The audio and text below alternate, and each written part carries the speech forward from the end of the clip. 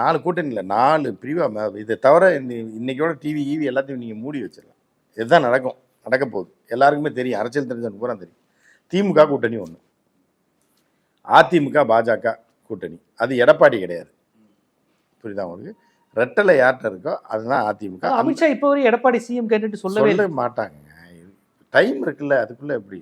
தீபாவளிக்கு 6 மாசத்துக்கு முன்னாடி மனசுல வேற யாரும் இருக்காங்களா? அமித்ஷா வேற யாரும் இருக்காங்களா? அமித்ஷா ரெடி பண்ணி வச்சிருக்காருங்க, இப்ப சொல்ல மாட்டாங்க. அவங்க பாஜக இருந்தால் அதிமுக வேற யாருமா? அதை சொல்றேன் நான். அது ஒரு கூட்டணி.